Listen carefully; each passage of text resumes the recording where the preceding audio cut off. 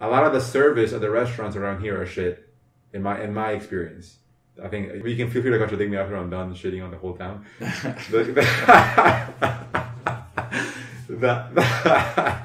The service is generally terrible as far as I'm concerned. Slow, incompetent. Where's my water? For some reason, nobody can get you a glass of water. I don't know what's going on. I don't know what's going on.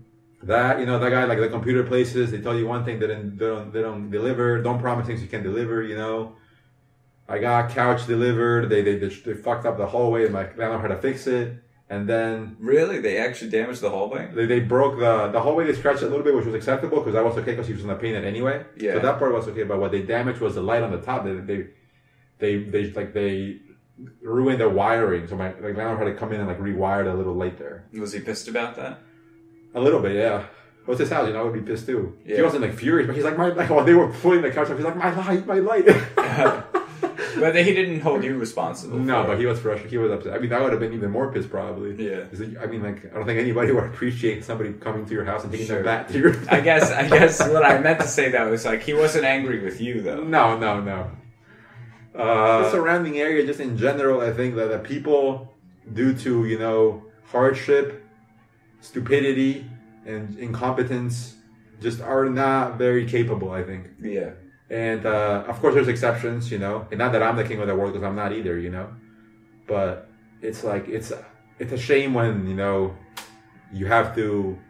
come in to pay for something and you don't get what you paid for it, Yeah. That's what I mean. But go ahead. What do you think? Yeah, maybe we just got to pay more. Yeah, I think that is it. It's like when you go over to New York City and areas like that, it's a very different culture and climate. But then again, it's like it goes both ways because there's a tension to being there, and part of the tension is to perform at an exceptionally high level, and to deliver and to pay, and so everything is heightened to a certain degree. So it's almost like a collective agreement among us that it's we're gonna all work this hard, Yes. And so it's we're I feel like in a way we're largely elite people don't tolerate that, No. It's either all the way or it's gonna be a serious consequence, Yeah, they won't even keep you around. Yeah, you won't. There's no. Yeah, they're not sentimental. No, and but do you think it's unfair to say that around here the service generally sucks? I mean, the service perhaps, but I do feel like the food is good. Yes, there's good food here and there. Yes, the food is tasty, and I've been I've traveled not everywhere, but I've traveled, outside of the state and in the area, and it's even to vacation-y spots. It's but maybe that's a bad place to go because a sort of vacation spot or things like that. The food, often I'm disappointed. Right. A lot of times I'm that was not something remarkable. I would say the service is seriously lacking, but there are some really good food. There is some really good food around here. Yeah, I think so.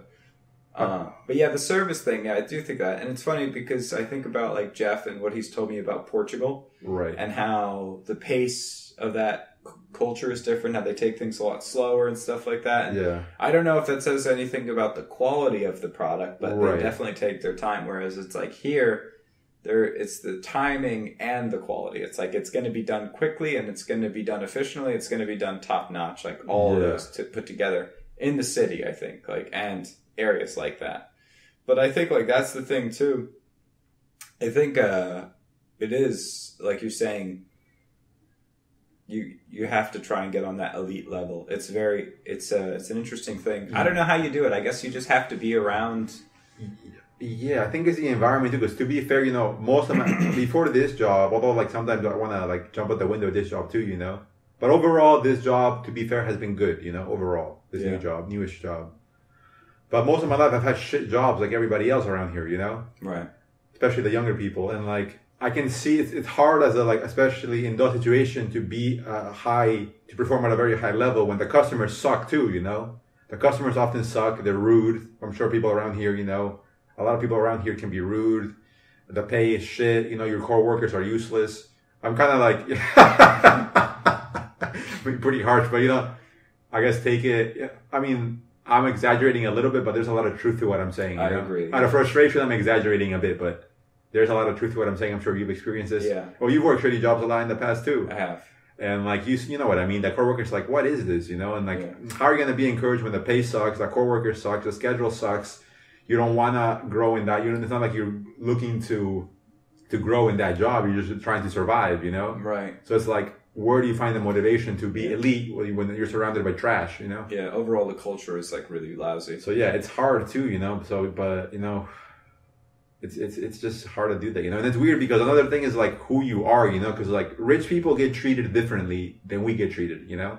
I think I told you this before, you know, like when my customers call me, like it's not like when you call the bank or when I call the bank, you know, like you have to when important things come up, they just get to talk to you, you know, like you don't just get to talk to somebody, you have to like wait in line, you have to be on hold for 5 hours, be like, you know, transfer you to 10 different people. A lot of the times, you know, you have to say the same information over and over to like different departments, you know, like a rich person, like just cuts through all of that, you know?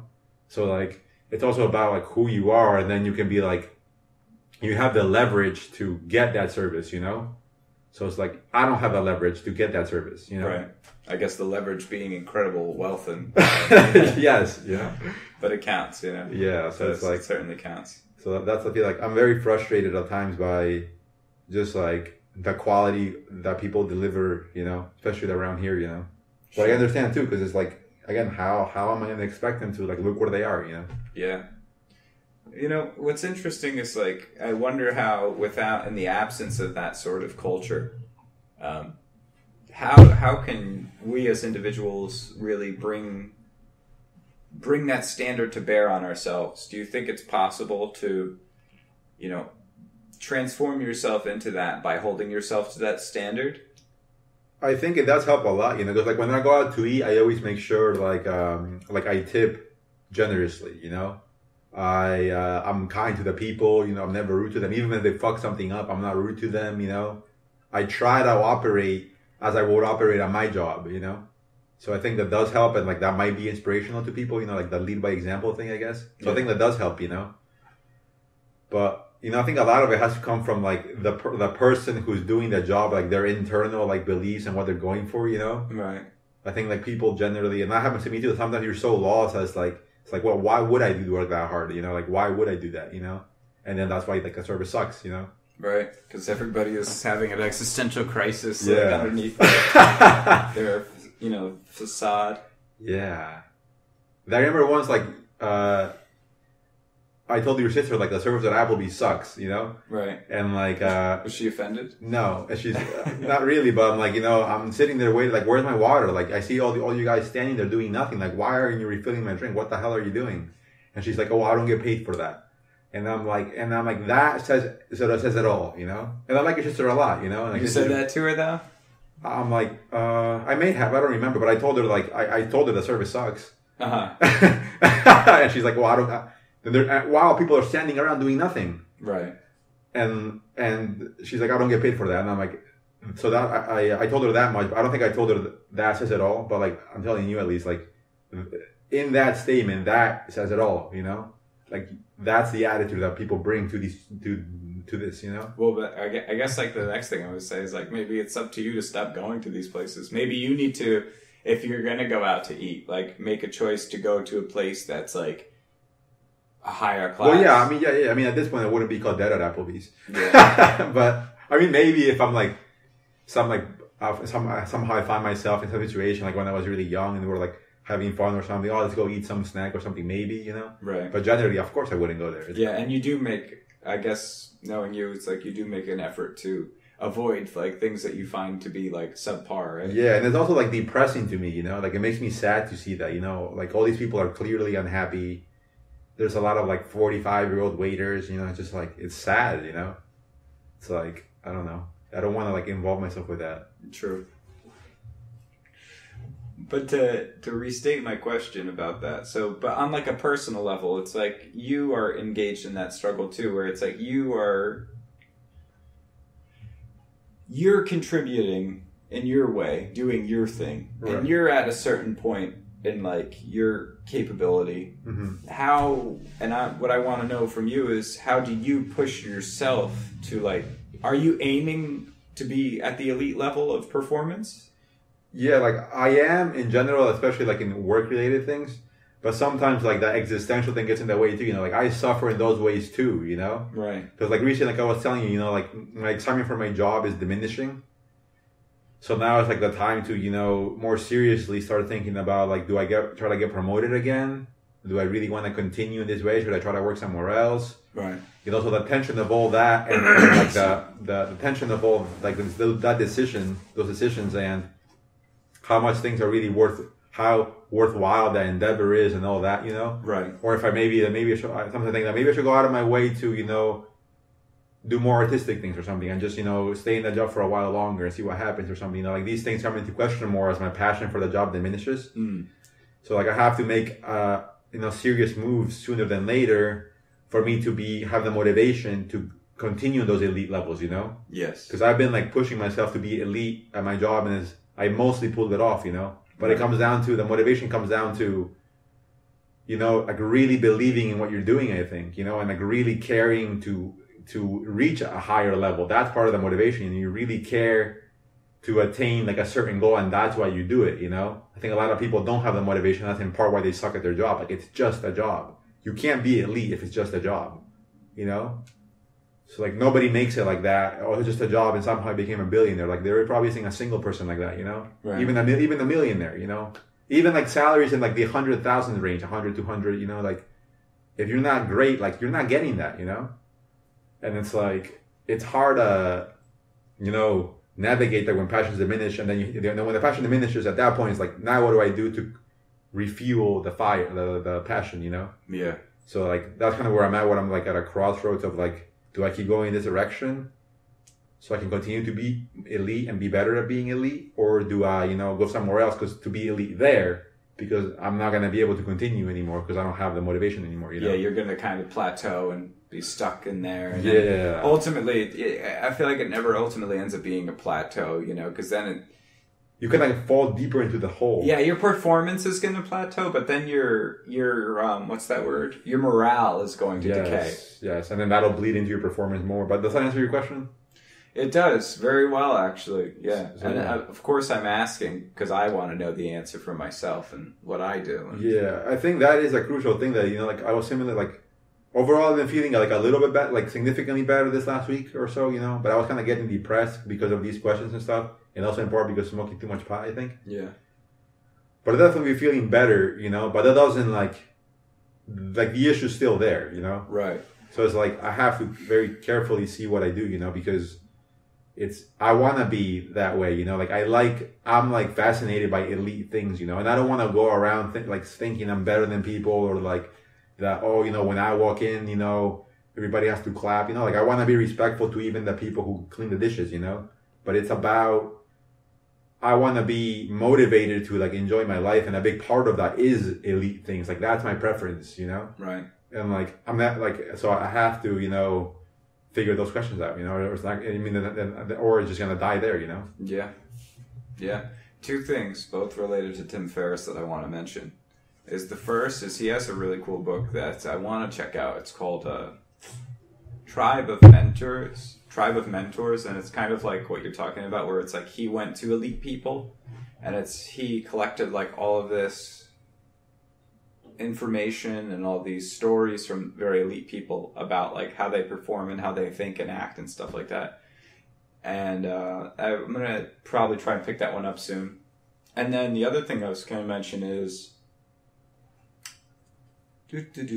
another interesting thing Tim Ferriss said, where he was like, shit, it completely slipped my mind what I was going to say. Okay. I mentioned it the other day too. Alright, it'll come back to me, I guess, eventually. The other thing he said. What about you? Like, how do you feel about those things? Are you like I'm like you would like to be elite at like, still at this point at like being a great artist, right? Yes. Like you would like to be on those levels. Yep. Yeah. And thank you. That's the other thing I was thinking about is Tim Ferriss, how he describes like the other form of laziness, where it's like, I think I mentioned this, the overactive, like lazy person, where it's like A person who appears to be doing a lot but isn't working efficiently is a lazy person because they have not taken the time to plan accordingly. Right, yeah. So it's like if you're running around like a chicken with your head cut off, you're not productive. You might look busy, but your laziness is in the form that you have not like created a concrete plan. And right. I think that's like what I have to focus more and more on now is making the best decisions. And it's kind of funny because I often like have a sense of what the best or close to the best decisions are, but I rarely make them because they tend to be challenging choices, you know? Like what? What would be one thing? Well, for example, something I've been trying to do recently where it's like I need to rein in my activities to like a very focused few. So I have to stop doing this and this and this and this and this and this. In terms of like projects? Yes, and get serious, like really do that. Like that's not something I want to do. Like I enjoy having like everything open because if I get too, you know, frustrated or whatever with one thing, I can always bounce over to the next, and the novelty of it always keeps me refreshed and something I like to do, and I hope in the future like I could do a better job of keeping all of that. But for now, for real growth, I think it has to get like condensed. Yeah, I agree with that, yeah. Condensed a bit, you know? I don't think you can be great at multiple things, or it's highly unlikely. Yeah, you know, so I think, and like I was saying, especially becoming great at multiple things at once is not going to happen. Becoming great at one thing, then maybe developing another skill after. Yeah, even that is very difficult. Right. But by being all over the place is probably a bad idea. So how do you deal with, I'm sure obviously, how do you deal with your motivation? Because I'm sure your motivation dips for artistic things too, right? And you wonder like, what the hell am I doing and all that stuff, right? It does, you know, it does, but not in the same way that it dips for like, you know, my job. Right. Whereas I have often questioned what I was doing artistically, but because it's so intrinsically satisfying to do, it always is kind of a self-motivating thing. So even if there isn't a higher ideal of why I'm making the art, like the art itself, I don't know, just because it's such a complex problem and such an interesting challenge and such a cool thing that like I really don't get that tired of it. Although sometimes I do. And then it's always just a question of reevaluating the problem. It's even times when I consciously try and like push it away, I can't, you know? It's like, it's always such a habit for me after all these years of doing it that I can't really just like turn the other cheek to it. So you feel like just sooner than later, you feel like the project in and of itself, you just find yourself interested in it again? Yeah, or I will, some sort of aspect of the problem will change. I might change the subject matter. I might change the scale I'm working on. I might change my approach, but I'm always in it, you know, and I'm always doing it. And now it's just, like you're saying, like the more I realize it's just not good enough what I'm doing, you know, and then, well, not good enough is very vague, you know, so then I have to kind of break that down and figure out, like, what do I need to do to make it better? Yeah, go ahead. And then, you know, how do I get it out there? Because that's the other part. That's like the big other part is getting it out there for the world to see. Yeah, I think the interesting thing is because, you know, no matter what job you're doing or trying to do, like, it's always the powerful people who have to let you in, you know? Or or the powerful people. And anyway, like, they always like either through buying your work or employing you or whatever the hell it is, you know? Yeah. And the interesting thing, I think, like, those people got to where they were through, I mean, at least the ones who worked for it, they got them through extraordinary efforts. So they have an eye for those extraordinary efforts, you know? Yeah. So when they still be able to pick out who can do that, you know? So I think that's interesting too, to like pay attention to, you know? Like if you're working on stuff and you submit it to somebody, let's say, and you're what you're trying to do, like you submit your painting, like the extraordinary person will be like, oh, I know where he was lazy. I know this should have taken this long. Like, what is he doing here? Like he'll think like this is a mess, you know? Yeah, and I think that's I took this digital painting course, and that was a real eye opener. Because I got to see a lot of critiques, because the guy who does the digital painting course, he does critiques of the assignments and other student work that gets sent in.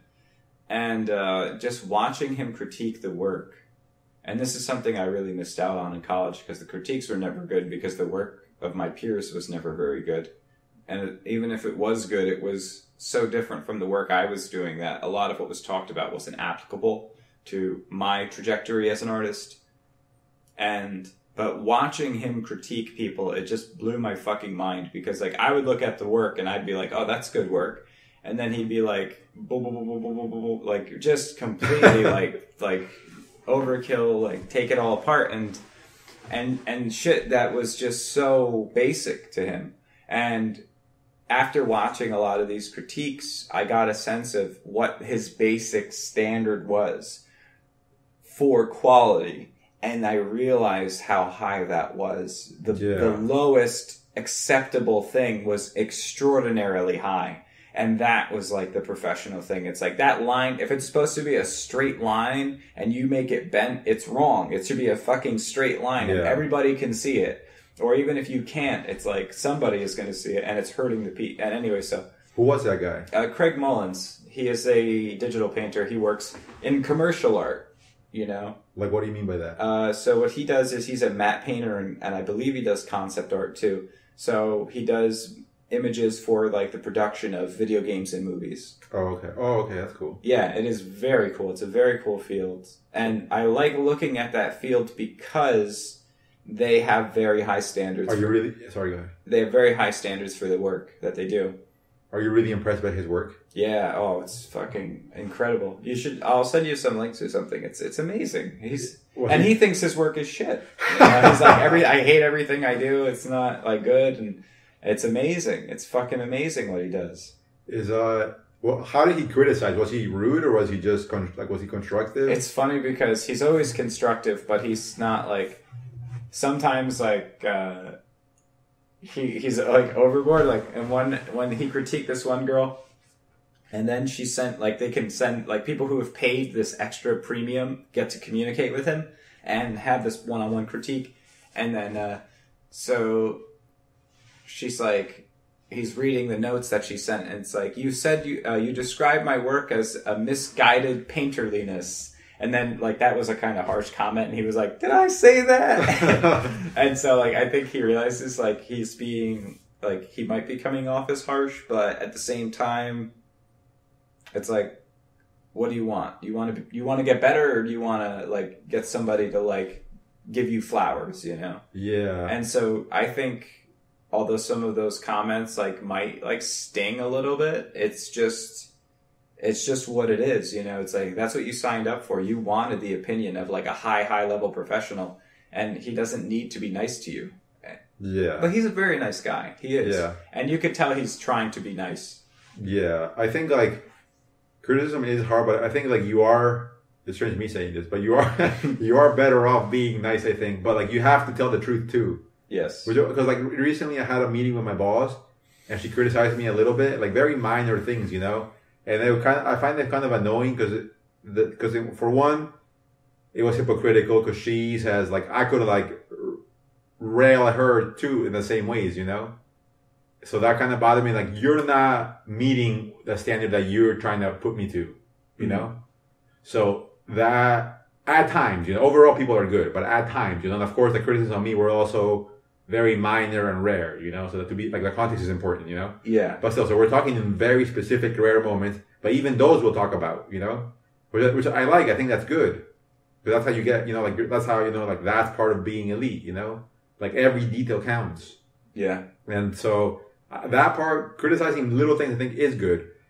But I think like what annoyed me with her in that moment was that. And it made it hard to digest the criticism properly. Although, like, in the end, I think I did after I processed it in my own head. Because, like, one, she's not meeting that, you know, either. Right. So. Did you bring that up? No, because I feel like it was a bad time because I probably would have, like, maybe gone overboard. Yeah. So maybe when a different time would be more a better idea. Not to mention the whole power dynamic between you and your boss, you know. Yeah. So I think like, I feel like in that moment, it felt like, I think like just very quickly, I thought, you know, this isn't a good time to do that because like, I feel like you're doing something wrong a bit. So now like my instinct is to like crush you. So like, I shouldn't like do that because I'm not going to talk properly in this moment, you know? So I thought that was a good idea. I don't know. Yes, I agree. So, Wise choice. and I can be like, if I'm angry, I can be like so harsh, you know. Sometimes I think like, if somebody said that to me, like, well, you know, what would I think, you know, like sometimes when I've been overly harsh. So like, I'm trying to like be careful with that, you know. So I'm like, if these things bother me enough, I guess I'll call a meeting with her and I'll tell you, you know, I think like you do X, Y, Z wrong in these times, you know. Yeah. And like say it respectfully and all that. I think that would be a better idea than like trying to kick back, you know. Yeah. But I think I mentioned this to you before, but I feel like there's a kind of policy obligation for management to provide constructive feedback to employees. Yes. Go ahead, sorry. So, I mean, she might not think there's really much that's wrong with your performance, but she can't bring you into the meeting and say, like, well, everything you're doing is perfect. She's got to tell you, like, you can be better here, here, here, and here. She's got to come up with something, you know? And that's what, like you're saying, it's like minor and it's rare, probably because you don't make a lot of mistakes and that it is like this nitpicky thing. Yeah, and I appreciate that, and that's fine, and I want that actually, you know? But, like, again, like, it's how you say it, and, you know, how you say things, I think really does matter a lot. That's why I'm saying, like, I'm trying to be more careful with the way I talk. Yeah. And I think I'm getting better, you know? But, like, you know, because this is, you know, I think, like, the criticism thing, it's good to, you know, the go-to, you have to make it human, I think, but the go-to is, you know, say something like, you know, criticize, but also compliment, you know? Right. So I think that is a good idea, but you gotta do it properly, not like robotically or in a phony way, you know, because like, this is what she did. Like, so one, there was a bit of hypocrisy because she fails, I would argue, she has more minor mistakes than I do, you know? Right. Which is bizarre, but anyway. But overall, she's good, yes, you know? And her experience really shines through at times and like, crushes me, you know? So right. I respect that, you know? So that's all true. But so like, what she did was like, you know, overall you're doing a really great job. But, you know, for example, she's like, you know, why did you copy this person in this email? That wasn't necessary.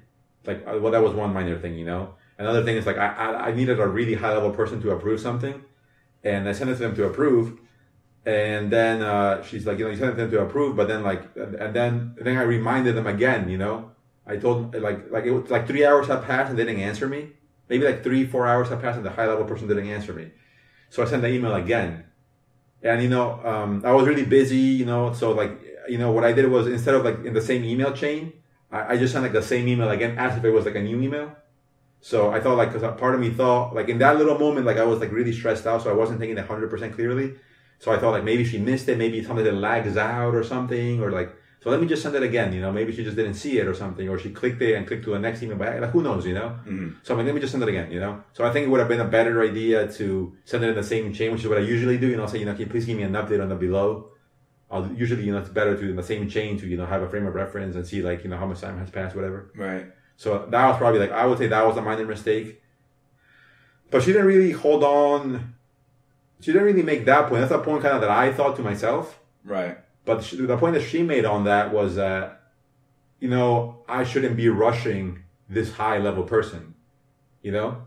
And I'm like, I didn't really agree with that because I'm like multiple hours had passed, you know, it's not really rushing, you know? And well, compared to the time frame that they usually respond, was that like in excess of what they would normally take to get back to you? Yes. And rarely will I have to like tap the shoulder of those people, you know? But I do sometimes, you know? So I'm like multiple hours have passed. You know, I want to get this done today. Now, it wasn't so urgent, but I want to get this, why not get it done today? You know, right? And it was like I did all the work. All she had to do was like quickly read my explanation and approve or not. You know, right?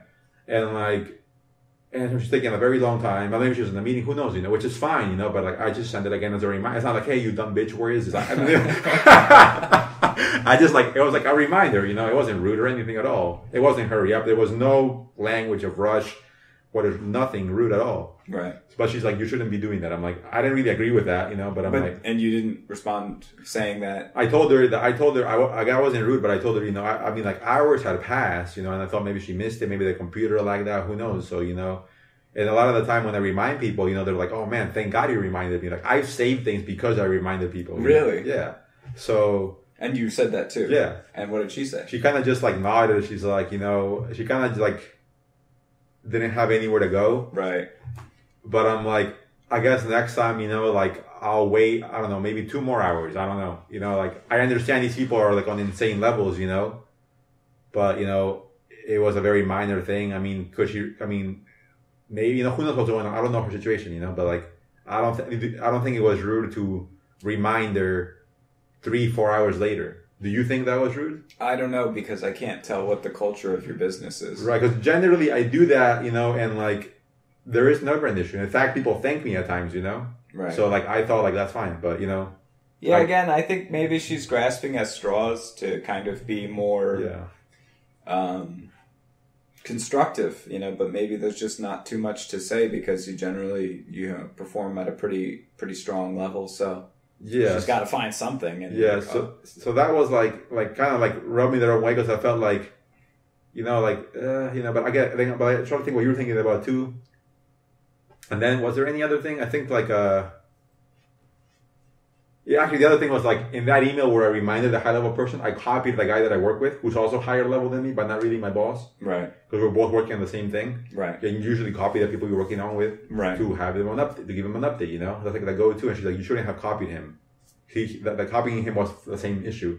And I'm like, and in that moment, I was kind of like blah, so I didn't even to that one I didn't say anything. I'm like, okay, I guess I won't copy him when I ask for those specific things. I guess I won't copy that guy. But he's like, you should just separately, like tell him that you're working on it. I'm like, that's stupid. Why would I didn't say that, but I'm like, that's stupid. Why would I separately waste my time sending an email when I can just copy him? Not to mention that it creates a second paper trail that you have to track, So so it's like, that strikes me as bizarre. What I actually think is that they're like, the higher level person is being like one, thinking she's all that, and two, thinking that, she doesn't want the pressure from the other high level person, because if he's copied, he's like a heavy hitter too, so he's going to be like, well, where's my approval? Right. So I think she doesn't want the pressure for him. I think that's what it really is. That's my theory, because, I tend to err on the side of cynicism. And usually it pays off, unfortunately. But, you would make a good lawyer. But not always, but yeah, so that's what I thought, but who knows, why do you think she would say don't copy him when he's involved, No, I think again, what would be your theory? I think I agree with what you're saying is that you're adding like all this firepower to the email when you do that, and it's creating like more pressure. But do you think that's wrong? Because he should know this, so you think it's wrong? It's so hard to say, because then, again, it's like, if he's the person who's above you, but not necessarily your boss, but like a more senior person that you're working alongside of, I would assume that he would want to be in the know, and you've worked with this person before, and if this is the protocol you followed in the past, I'm sure this is not something new you're doing by CCing him on the email. No. You probably include him constantly on all the communication that's relevant. You would be pissed if I didn't. Exactly. So, I mean, again, I'm going to just say that it's like... It's a hard call. No, you did the right thing. Your boss is probably in a tough position because she needs to find like a proper way to critique you. And I would say that to critique her, she probably doesn't spend enough time with you to understand what she could really tell you that would be better.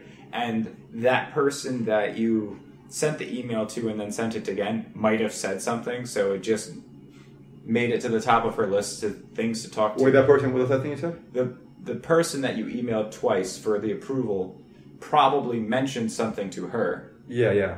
And therefore, that just made it at the top of the list of, okay, things to tell to Gus, because it's always a little scary when the big boss, like, mentions something to you, her, meaning your boss. But the thing is, like, that big boss, she told me, she's like, please take into consideration, I sent a lot of emails. She herself emailed me that, Oh, okay. After I reminded her. So I'm like, I understand, okay, thank you. And that was the end of it, Right. So I didn't really feel it was necessary for her to go and tell my boss that. Like, she already told me, like, why are you, like, adding more, Yeah. Like, why I got it, Was when... This is so fucking crazy. Stupid shit. I really kind of hate this stuff. Yeah. Because it's like... Because it's bordering on, like, trivial, right? Yeah, and because it's all this, like, power dynamic stuff that has to be like, oh, we can't displease this person or that person, and you have to be like this and like that. It's kind of crazy, very Japanese. But was your boss, the one that gave you the performance review, CC'd on the email from the higher person? No, this was in conversation. Oh. We sat one-on-one. The big boss. No, we sat with my boss. Right. Who is the big boss is her boss. Yes. Yeah. So the one you emailed for approval, did she CC your immediate boss? No. Okay. Maybe she BCC'd her? Maybe. Because that's what I'm thinking. It's just like... But don't you think it's not necessary? If she directly told me already and I got it, why would she have to tell my boss too?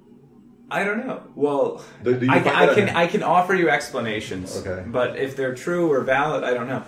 Because again, that person does not understand you that well. You know, you have to consider when you work close with people a lot, you understand people better. Right. Versus if you only know people kind of in a peripheral way, then you're not really sure what to expect.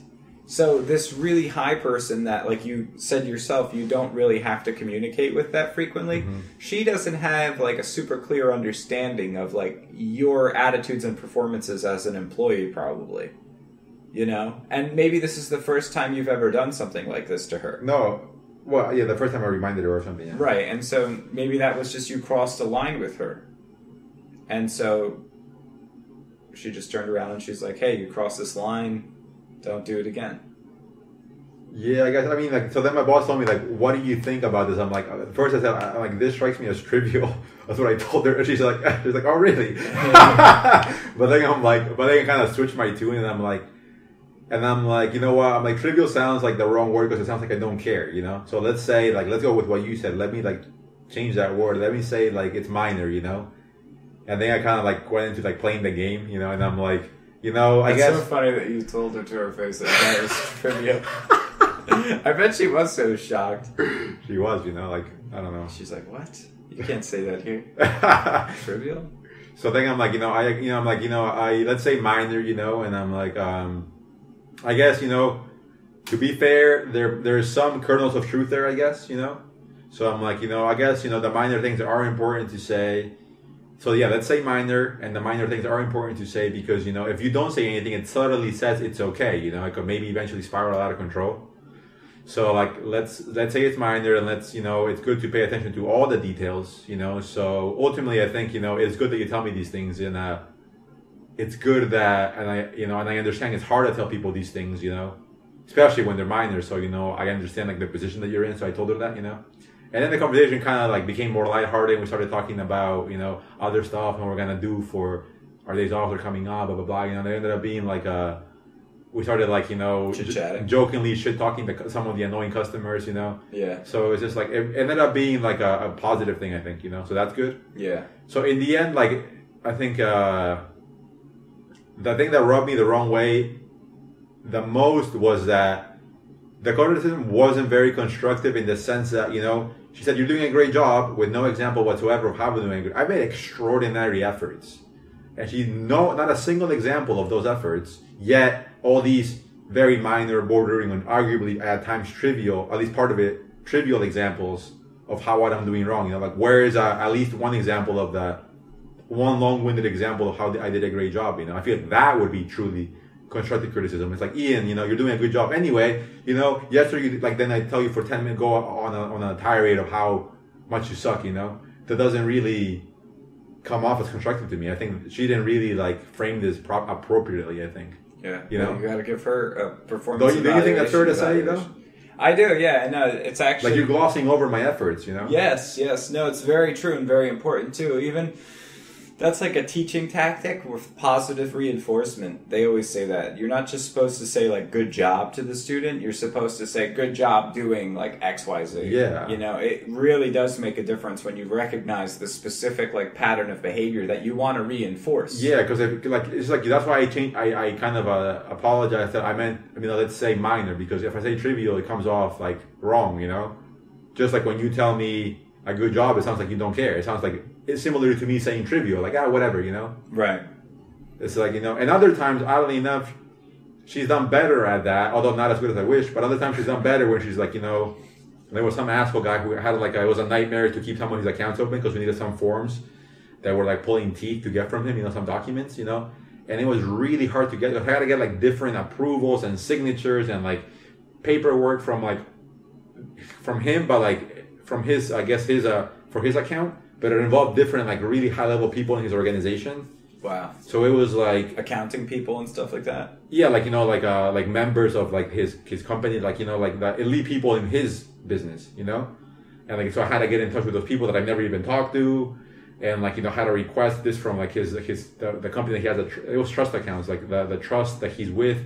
I had to like learn about trust and contact those people, and then contact his like his right hand too, because obviously he's like too great to deal with that, so like his people fix it, so like I had to like it was like an extraordinary effort to keep this guy's accounts open, Right. I could like the story. I could like talk about that story for like an hour, Right. And like once we were talking, and she's like, oh, she didn't give me enough detail as I wish I had, but she did a little better, and she's like, that effort that you made with that, like I think like most people would have given up on that, and then like oddly enough, like in those cases, not only did I have to do all that to like keep the accounts open, in our side of things, like the higher level people on our side were trying to close his account because we wouldn't guarantee that paperwork back in time, and I fought for him. And I went toe to toe with like people like 3 levels ahead of me, Oh shit! And I'm like, I think we should keep this open because we have this account with him. He pays this much. We have these loans with him.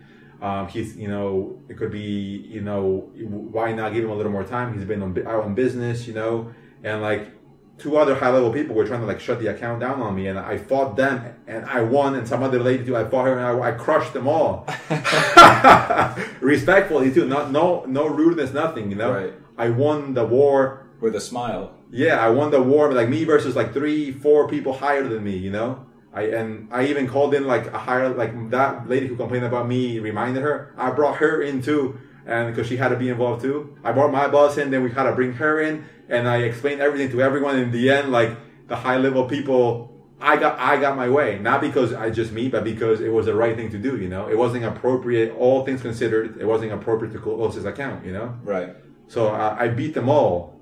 And my boss, it was like, you made like a great effort, and I think most people would have given up. Most people wouldn't have gone that far. I could have, when our side of things said let's close the account, could have been like, hey, sorry, his name is Isaac, so we call him like, oh, sorry, like we have to close the account because you didn't give us this in time. I could have just done that, and they would have closed the account. He would have yelled at us probably, and then who knows what would have happened. Yeah. But they would have closed the account if I didn't make those efforts. Yeah. Well, it's definitely nice to be recognized in that position because this guy Ike probably has no idea how close he was to, being terminated. Yeah, and that was only one of his, like, it was 2 of his accounts. Okay. But still, So yeah, like, she recognized that I made a great effort and that a lot of people would have given up in that situation, Because he's, like, a very difficult person to deal with. That's the asshole guy that I met from Sportswater. That's him. So, like, it had to be him having this problem, Right. So it's like, it was so many people that I had to, like, kind of go toe-to-toe with, And she appreciated that, and she's like, yeah, a lot of people would have given up in the situation, and I think that's a better way to be appreciative, like you're saying, because you're giving the example. I would have appreciated more details, but at least that's better than, hey, you're doing a good job anyway. Yeah. So I think that was a better example. Yes, and that was she said that previously in a review. Yeah. So I feel like it's kind of a, just like I have to be careful with what I say, like then you have to too, Yeah. If you're gonna hold me to that standard, then you have to. Actually, I would say even be at a higher standard, even. Yes. Because you're a higher level, Yeah. Like my level is a certain standard, your level is a different standard. So it's like right? Yeah, I agree. So yeah. And I mean, but in her defense. No defense. I'm kidding. What? She's got to be, You're not the only one she's talking to. You're not the only one she's worried about. Yeah. You're one among probably, I don't know how many other individuals that, like, she's directly accountable for. Yeah. And my team, it's a pretty tight team, so it's like 5 of us, 6. Yeah. But yeah, so that was interesting, But like in those moments, like I kind of like, part of me, like in a sick way, likes those battles of like, when I have to make these extraordinary efforts, because I'm like for example, that accounting, like it was, I think, like unethical and wrong to close his account, Right. For a million details that I don't want to like bore you with. So I'm like, I have to fight for what's right, and like I'm gonna win no matter what. Like I will talk to anyone, I will bring whoever I have to bring into this, and I will win, you know, and I get like high on that, you know. Yeah, no. Again, it goes back to what we talked about earlier, where you were just saying like there has to be meaning in what you're doing.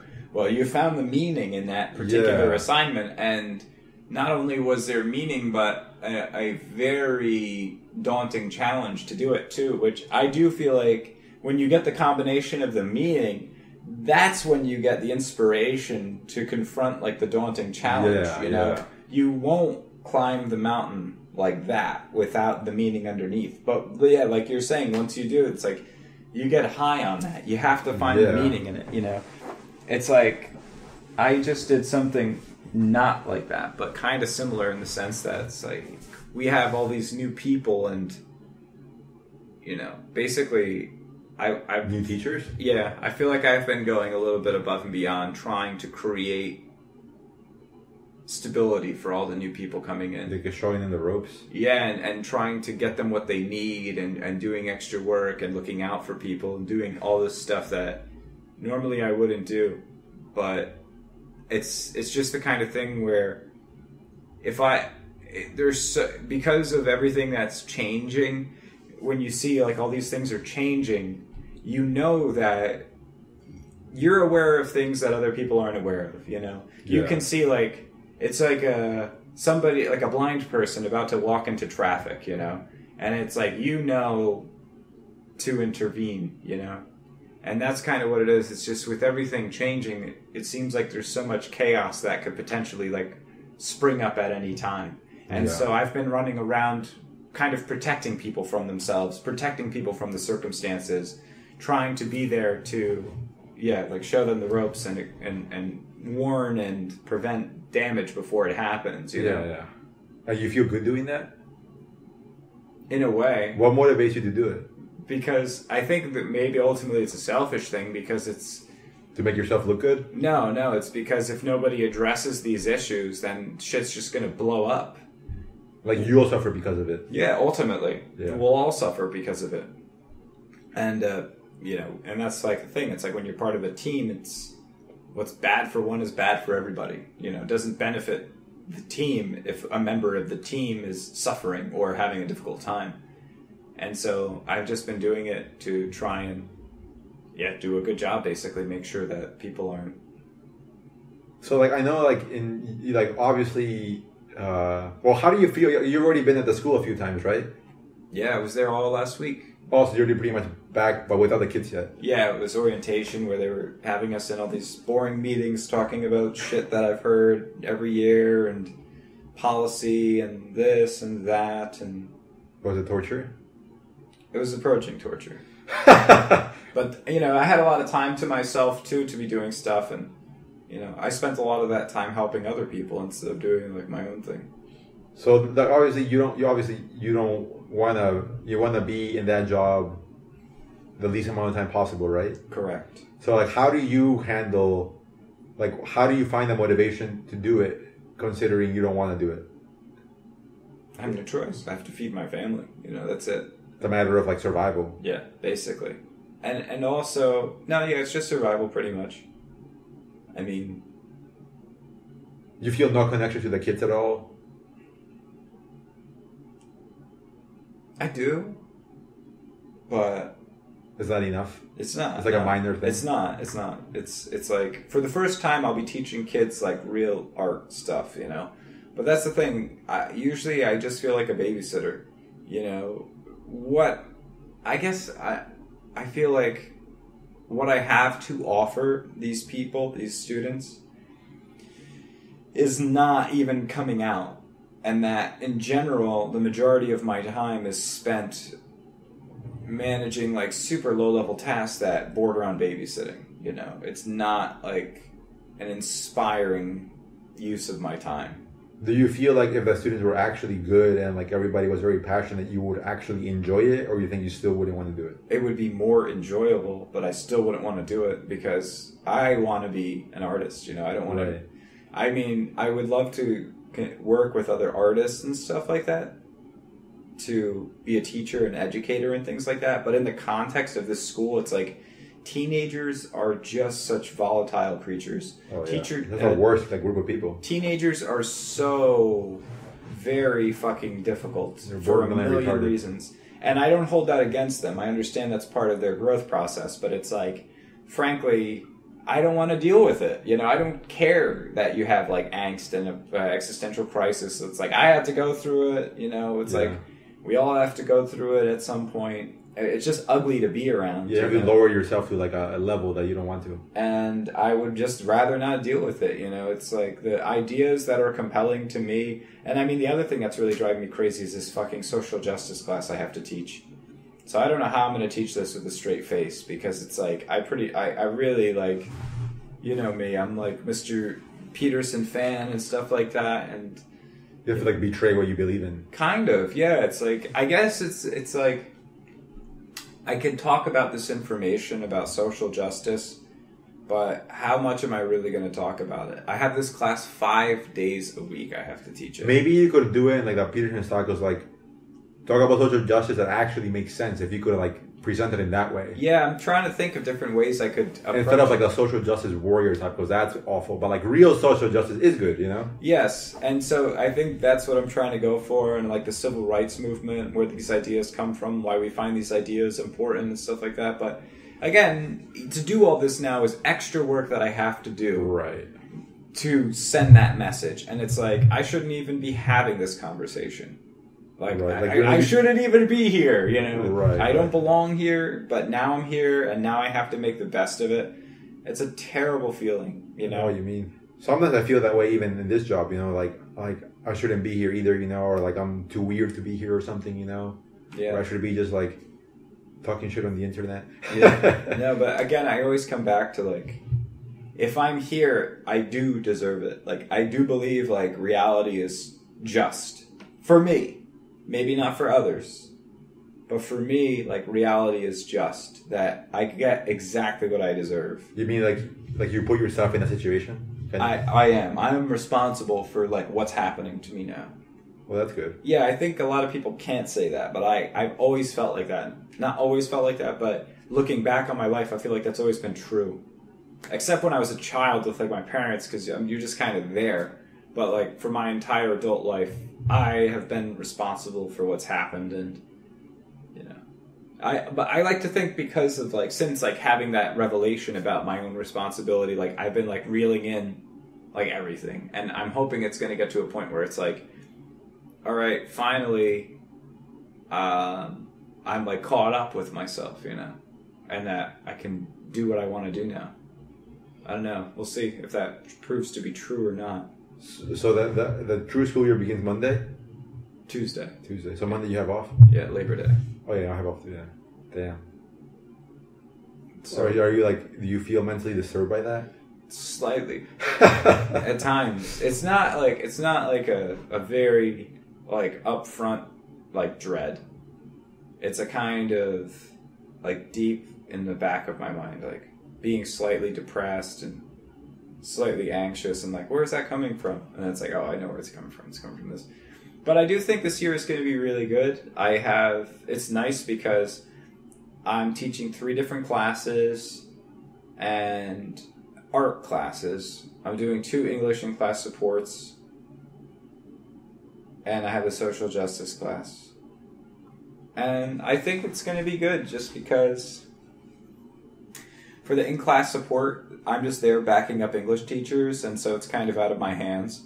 And then for the social justice thing, I guess the group I have is like a good group of kids, which is great, because, you know, it's not like I have to like contend with really difficult students too. Usually it's most of the kids aren't that bad, but there's a few especially bad. And a number of the especially bad ones left. Right. And then what's also nice is that a lot of the kids that, like, the principal allowed the kids to choose electives. So a lot of the kids I'm working with, like, elected to be in my classes versus were just placed there because of lack of options, which is really good, you know, because I think that's a big difference when you're put in something versus when, all right, I chose this. And even if they don't like it that much, it's like, I think there's going to be a fundamental difference. So it's like, well, we chose to be here, you know.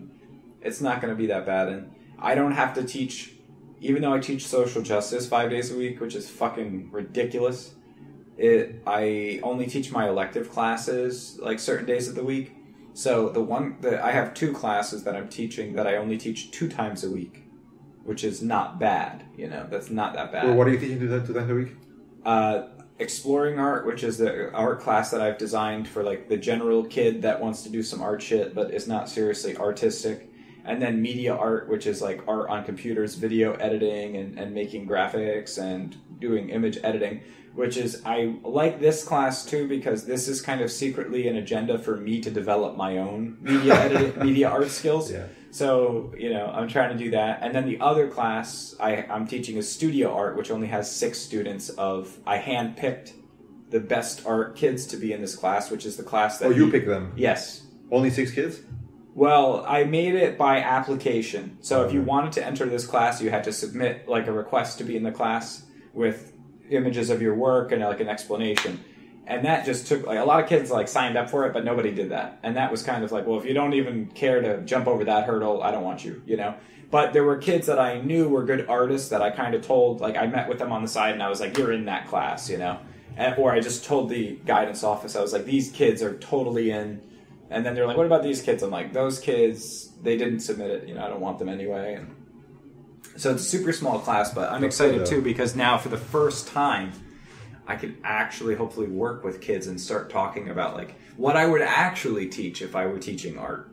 That's good. Yeah, maybe it looks like it'll be a better year. It is. It totally is. It totally is a better year. But again, it's just like... You don't really want to do it. I don't want to do it. And I feel like it's important to always remind myself of that. Like, complacency is the killer of dreams. Yeah, and that way it's good that you're uncomfortable because I feel like everything I've ever done that's worth a crap was usually out of some extreme discomfort, Like I moved here, I have this because of extreme discomfort, Yes. And so that's exactly true, It's hard to do that. That's the danger of the teaching job, though. It's like, it's pretty cushy at times, It's like all the vacation and all the perks and, What a vacation, what? Well, all the vacation. Oh, vacation. Yeah. Yeah. And so it's pretty cool. But, yeah, and that's the point, though. It's like not to be stuck in this position because it's not what I want, Yeah. And maybe I'll like get what I want, so to speak, quote unquote, and then I won't like it. But I would at least like to get where I like set out to go. Yeah, that's like kind of similar to what we said last time. It's weird that it's hard to navigate things too because you can't know what it's like until you have it, And when you have it, well, now you're in it, so now you can't just, you got the job and they know what it's like and you don't like it. You can't just magically walk away, Now you have to do the process again and do something else. Yeah. So it is bizarre like that in that way, But I do like it, and I'm definitely not contented to be just an art teacher. I told my counselor that. I'm like, this feels like failure to me. What'd she say? She's like, oh, okay. She gets it,